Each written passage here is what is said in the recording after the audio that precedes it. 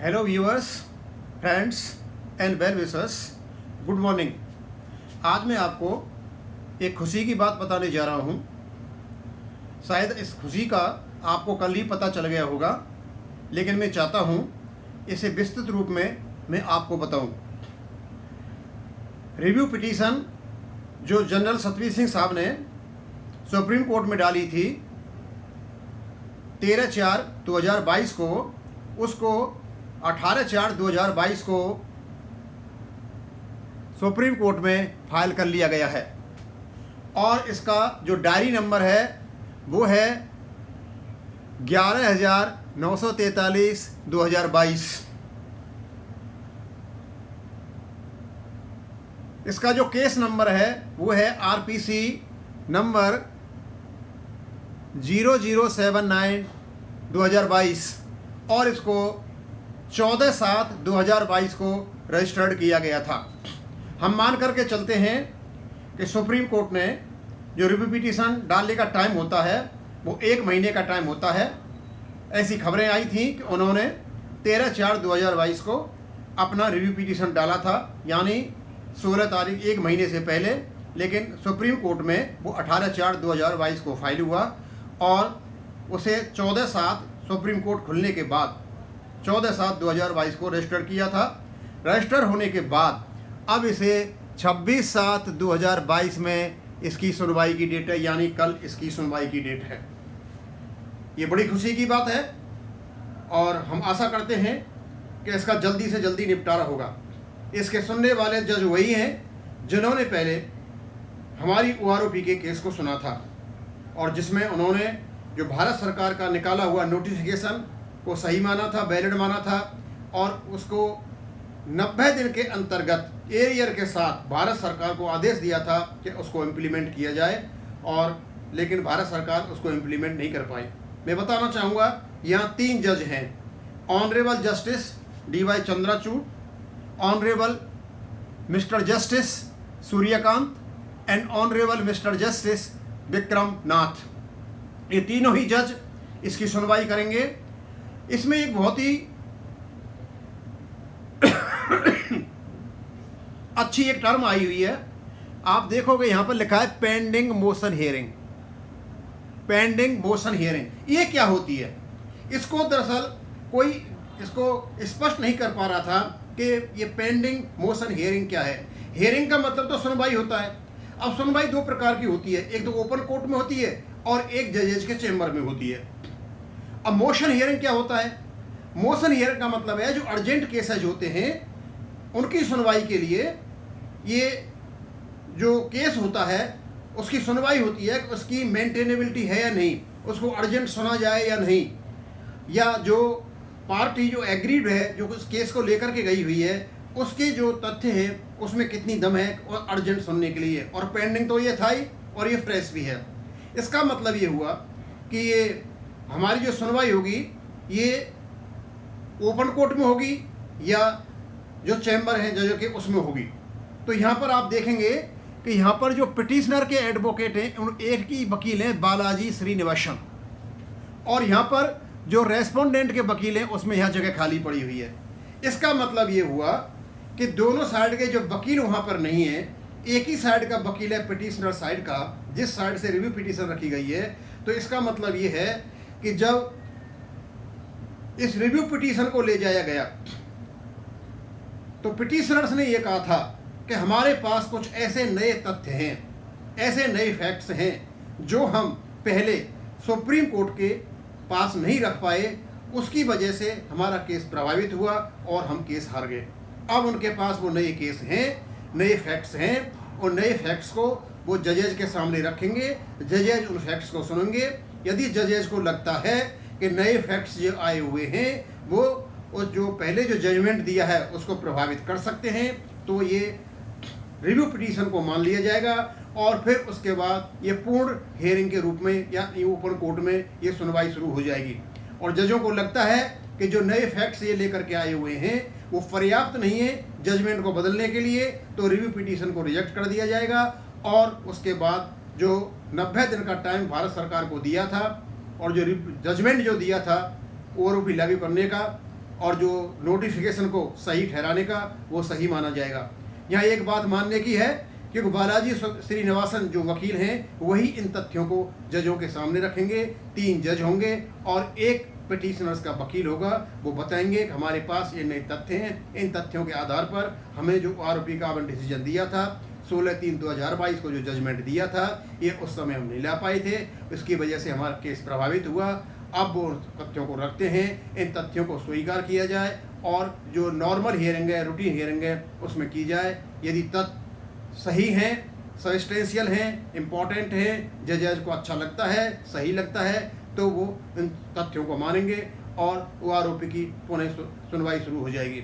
यही जजों को लगता है कि नहीं, माननीय जज कहते हैं कि तथ्य पर्याप्त नहीं है, तो रिव्यू पिटीशन उसी समय उसको रिजेक्ट कर दिया जाएगा। अब मैं आपको एक बात बताना चाहूँगा यहाँ पर कि ये केस तो इंडियन एक्स सर्विसमैन मूवमेंट और भारत सरकार के उसमें है, लेकिन इस रिव्यू पिटीशन ने हमारे सभी भूतपूर्व सैनिकों की दिन का चैन और रात की नींद हराम कर दी थी और अब भी की कर रखी है। बस हमें OROP-2 का भुगतान चाहिए। बहुत समय निकल गया।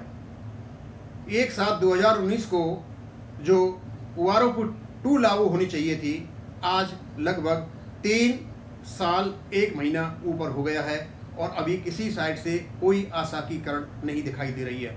क्योंकि यहाँ पर 26/7/2022 को जब ये सुनवाई होगी तो हमारे देश के सभी भूतपूर्व सैनिकों की सांसें अटकी रही होंगी और लगभग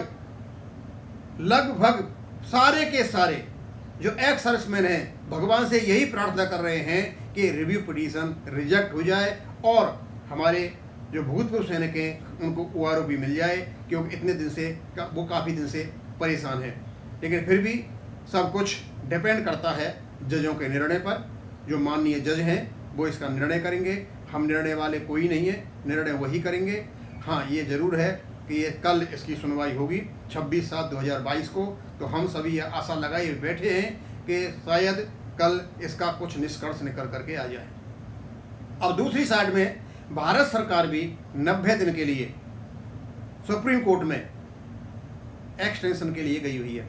अभी तक उसकी कोई खबर नहीं है। शायद रिव्यू पिटीशन पर फैसला होने के बाद ही सुप्रीम कोर्ट भारत सरकार के एक्सटेंशन पर विचार विमर्श करेंगे। क्योंकि यदि रिव्यू पिटीशन रिजेक्ट होती है तो ये मान लेना चाहिए, हम श्योर हैं कि भारत सरकार को सुप्रीम कोर्ट किसी भी हालत में 90 दिन का टाइम देने नहीं जा रहे हैं। हो सकता है उन्हें ज़्यादा से ज़्यादा 30 दिन का टाइम मिले, क्योंकि ऑलरेडी 90 दिन का टाइम वो ले चुके हैं। उसके बाद जो 16/6/2022 के बाद जितना भी टाइम निकल चुका है, लगभग 40-42 दिन निकल चुके हैं, वो भी उनके पास हैं, वहाँ भी काम हुआ होगा और 1 महीने का टाइम और हो सकता है सुप्रीम कोर्ट उन्हें दें और कोर्ट टाइम देने के बाद उनसे OROP-2 लागू करने को कहें। दूसरा, हम आपको बताना चाहेंगे कि ये नहीं हो सकता कि भारत सरकार जिस बिंदु पर 90 दिन का टाइम लेने गई है कि उनका जो कैबिनेट नोट है वो अभी डिपार्टमेंट ऑफ एक्सपेंडिचर में अटका हुआ है। ये मानने लायक बात नहीं है कि कोई भी इतना छोटा सा डिपार्टमेंट माननीय सुप्रीम कोर्ट का आदेशों को अवहेलना करे और भारत सरकार को ही मुसीबत में डाल दे। ऐसा हो नहीं सकता। हम मान के चलते हैं भारत सरकार ने सारी तैयारी कर रखी है। अब क्योंकि उनको रिव्यू पिटीशन का निपटारा देखना था और सुप्रीम कोर्ट के कंटेम्प्ट ऑफ कोर्ट से बचना था, उसी का बचने के लिए भारत सरकार सुप्रीम कोर्ट में गई हुई है। जैसे ही कल इसका निपटारा होता है, हम आशा करते हैं कि ये रिजेक्ट होगी। हम भगवान से दुआ करते हैं ये रिजेक्ट हो और भारत सरकार हमें हमारी OROP दे। हमारा केस हम आगे नहीं लड़ना चाहते, हमें अपनी OROP का भुगतान चाहिए, दैट्स ऑल। उससे बियॉन्ड हम कुछ भी नहीं चाहते हैं। यही हमारे सब जितने भी एक्स सर्विसमैन हैं वो भी यही चाहते हैं। तो हम चाहते हैं कि कल जो सुनवाई हो, आप सभी दुआ करें कि जल्दी से जल्दी इसका निपटारा हो जाए और हमारा जो OROP-2 का रास्ता है वो खुले और हमें अपनी OROP मिले। अब मैं आगे थोड़ा बताना चाहूँगा। मेरे कुछ व्यूअर्स हैं, एक तो हैं मेरे जो ऑनररी न्याय सूबेदार हैं, वो कह रहे हैं सर जो कोर्ट में गए थे उनको तो पेमेंट हो गया, हालांकि उनको भी पूरा नहीं हुआ है, लेकिन हमें कोई भी पेमेंट नहीं हुआ है। मैं आपको बताना चाहूँगा, आपका सारा का सारा मामला क्लियर है। और जो OROP 2 की फिगर आएगी, आपकी फिगर रेगुलर नए सुधार के बराबर ही आएगी, कम नहीं होगी। पीछे का जो पेमेंट है हाँ वो आपका बनता है और इनको देना पड़ेगा। ये कब तक देते हैं वो बाद की बात है। मैं तो आपसे यही कहूँगा कि आप आपस में जो ऑनरेडी नए सुधार मिलें, बातचीत करें और अपना भुगतान की कोशिश करें।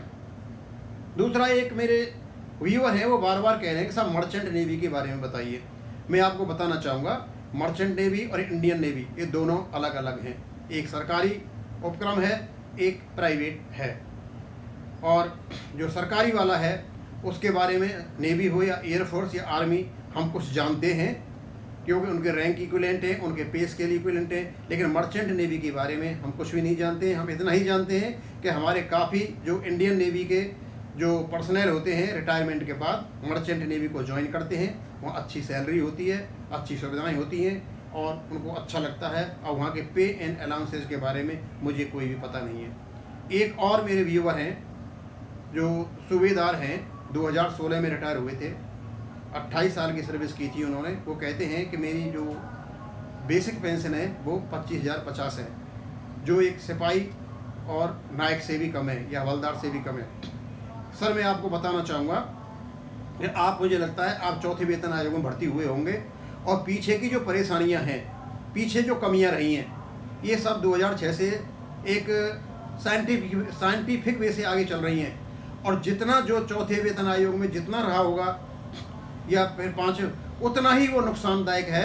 हाँ इतना है कि अभी आपकी OROP 2 में जो फिगर आएंगी, जो मिनिमम मैक्सिमम जो आएगा, यदि आपकी पेंशन कम है तो उसके एवरेज के बराबर हो जाएगी। ये निश्चित है, आप पीछे नहीं रहोगे। लेकिन क्योंकि आपका अपना हिसाब है, हमें पता नहीं कैसे आपकी पेंशन कम है। हम ये मान के चलते हैं जब आप सर्विस कर रहे थे 2016 में, जब आप रिटायर हुए थे, स्वाभाविक है आपको LPD का 50%, लास्ट पे टर्न का 50% मिला होगा। और मुझे नहीं लगता कि किसी भी प्रकार से आपकी पे एंड अलाउंसेस कम रहे होंगे। कोई न कोई कारण आपका जो चौथे वेतन आयोग से आपकी जो पेंशन चली आ रही है, वहीं से कोई ये गड़बड़ियाँ हैं। और ये ऐसी काफ़ी गड़बड़ी हैं, ये धीरे धीरे निकलेंगी। अब देखो कब तक निकलती हैं। ये हम मान के चलते हैं, इसमें कोई शक नहीं है। और तो हम बस ऊपर वाले से यही प्रार्थना कर सकते हैं कि जिस रिव्यू पिटीशन के निपटारे के लिए इतने दिन से हम व्यथित हो रहे थे, बड़े दुखी हो रहे थे, बड़े ललायत थे कि इसका क्या होगा, इसकी सुनवाई कल हो रही है। देखो क्या होता है। ये सुप्रीम कोर्ट की साइट बताती है कि 26/7/2022 को कल इसकी सुनवाई हो रही है। और हम भगवान से यही प्रार्थना करते हैं कि जल्दी से जल्दी इसका निपटारा हो और हमें OROP 2 का भुगतान हो। और कोर्ट किसी भी हालत में, माननीय कोर्ट किसी भी हालत में भारत सरकार को 30 दिन से ज़्यादा समय नहीं दे, क्योंकि ऑलरेडी इनको 90 दिन का टाइम एक मिल चुका है, 40 दिन का टाइम एक मिल चुका है। और अभी यदि कोर्ट 30 दिन देते हैं तो बहुत दिन बहुत है। क्योंकि ऐसा कुछ भी नहीं हो सकता है कि एक डिपार्टमेंट भारत सरकार की अवहेलना करके और जो खर्चे को रोक करके बैठा हुआ है और मतलब उसकी भारत सरकार की नहीं माने। ये बात मानने लायक नहीं है। अब सब कुछ क्लियर होने वाला है। सारे जो बादल हैं, दुखों के बादल सब कहो या आशंकाओं के बादल या शंकाओं के बादल, सब छटने वाले हैं, धीरे धीरे छट जाएंगे। अब मैं आपसे यहीं ख़त्म करता हूँ। थैंक यू, धन्यवाद।